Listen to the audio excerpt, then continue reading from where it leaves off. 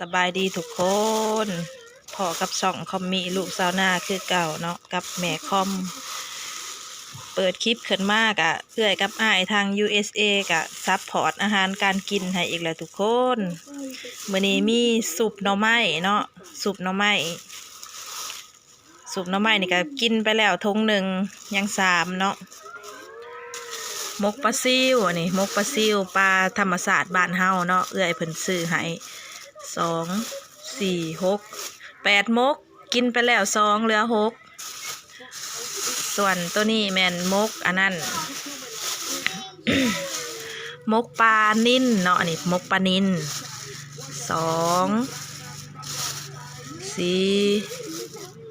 6 8ยัง8มกตัวนี้บ่ทันได้ใครกินเนาะมกปลาซิวนี่กินไปละ2มกหน่อไม้กินไปละ1แต่งว่าแต่ผ้าขาวอันโอ้ยว่าแต่แนวกินมาหอดเนาะแม่ค่อมก็แต่งให้เท่าแม่กินหมดแล้วแต่ว่าบ่ได้ถ่ายคลิปเนาะตอนเพิ่นกินข้าว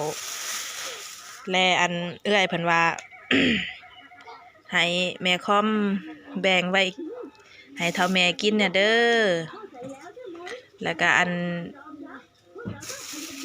แม่ค่อมก็ได้แบ่งให้แม่มีบุญเนาะแนวละห่อสุปหน่อไม้ห่อหนึ่งมกปลาซิวห่อหนึ่งมกปลาห่อหนึ่งแบ่งให้เอื้อยไผ่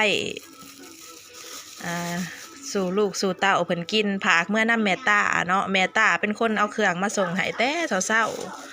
เพราะว่ามื้อนี้แม่ค่อมค่าเวียกเนาะงานเฮือนดีของอาวก็คือน้องของพ่อเฮาเองเนาะเพิ่นเสียชีวิตเมื่อวานนี้แต่ทั้งเอื้อยเพิ่นว่าแนวอยู่แนวกินที่ซื้อให้ในมื้อนี้นะแบ่งปันไปใส่ผ้าขาวเพลนำเด้ออยู่เฮือนดีเนาะอยู่เฮือนดีอาวหั่นแหละแบ่งปันไปใส่ผ้าขาวน้ำแม่ค่อมกาสิจัดแจงแบ่งปันไปเนาะกับแม่ค่อมมาหอดเฮือนดีอาวแหละเนาะแนวกินที่ทางเอ้ยน้ำทิพย์เพิ่นซื้อมาให้แม่ค่อมก็เอามาแต่งใส่กับมือเองเลยเนาะนี่มีมกปลาซิวมกปลานิ่นใส่น้ำกันเลยสุปหน่อไม้อาหารการกินมันนี่ก็ชมมาพาควรอยู่เนาะหลายหลากหลายแนวปูปลาหน้าน้ำเห็ดฮอนบอนเบี้ยพักมีสีส้มครบถ้วน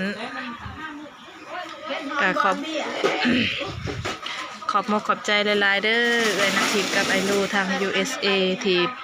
ประกอบส่วนอาหารการกินสืบมกปลากับสุปหน่อไม้มาใส่ผ้าเพนขอให้เอื้อยกับอายพร้อมครอบครัวจงอยู่ดีมีแห้งความเจ็บจะได้ความไข่จะมีเด้อให้มีอายุหมันควรยืนสุขภาพเข้มแข็งยิ่งๆรวยๆตลอดไปขายประกันภัยก็ให้มีลูกค้าหลายๆเด้อมันมาหาเดลินแลบอยู่วะเห็นแบบกล้องมันกินนมมันเอานมมาแต่ใส่บ่อยากได้กล้องในไซส์อยู่ไซส์เดียวนี่มาให้ซิมเนี่ยกว่าเห็นนมของไฟเอามากินน่ะอีแคตตี้เนาะมึงอีแคตตี้สิไปคอนะแคตตี้อีกอ่ะมันได้งบนมอร่อยมันบอกมาปันป่านี่นมอร่อยพาเขาหาพาเริ่มทยอยหยกไปนำแหน่แล้วต่อจากเมื่อวานเนาะทุกคนสำหรับเสาร์นี้ลูกหลานญาติพี่น้องก็ได้มาห่วมทำบุญตักบาตรหรือว่าใส่บาตรเพื่อจะอุทิศถึง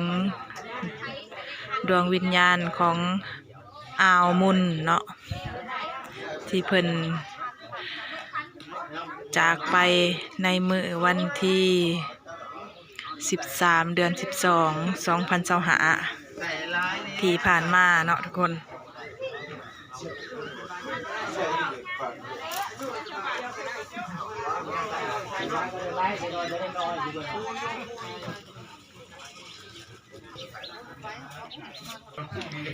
ถือว่าการจากไปของอาวนี่ก็ได้2 คืนแล้วเนาะมื้อส่งสการหรือว่าปนกิจศพนี่แม่น มื้ออื่นมื้อวันคารวันที่16เนาะ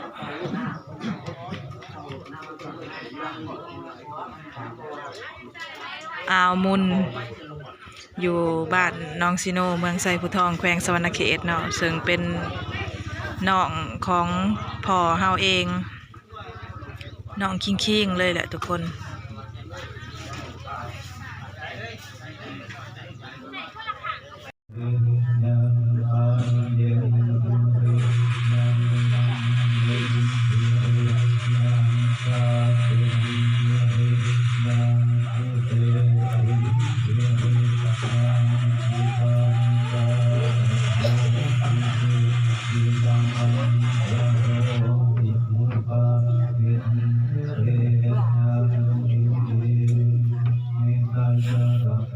หลังจาก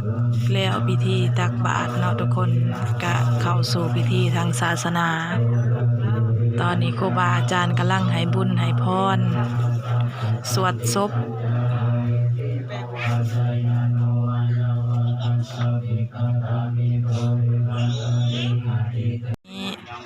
มะยังพันเตบินดาปัตตานิปัตตานิสัพพวิวลานิปุสังกสาโอโนสัญญามะสาธุโนพันเตอิปุสังโฆอิมานิบินดาปัตตานิสัพพวิวลานิปฏิคันหันตุอัมหากันพิคลัตตังหิตายะสุขายะ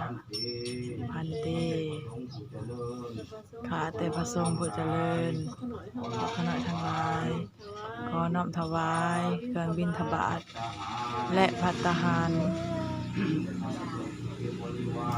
พร้อมทั้งเครื่องที่เป็นบริวารทั้งหลายเหล่านี้ให้แก่พระภิกษุสงฆ์ขอพระภิกษุสงฆ์จงรับแล้วอุทิศเทิงดวงวิญญาณของพระธรรมนต์ผู้ที่จากโลกนี้ไปสู่โลกเบื้องหน้าขอให้มันจมหักจับเอาส่วนบุญส่วนกุศลในมื้อนี้วันนี้ถ้าหากพระธรรมนต์หับเอาบ่ได้ข้าน้อยขอฝากนำเท้าคุณกงมันจงนันดังณธรณีผู้ที่มีหูแก่ตาทิพย์ขอข้าวบนตอนนี้ขอเข้าไปเถิดถ้าได้หับแล้วนำเอาส่วนบุญส่วนกุศลขึ้นสวรรค์สุดท้ายดาวดึงพุทธ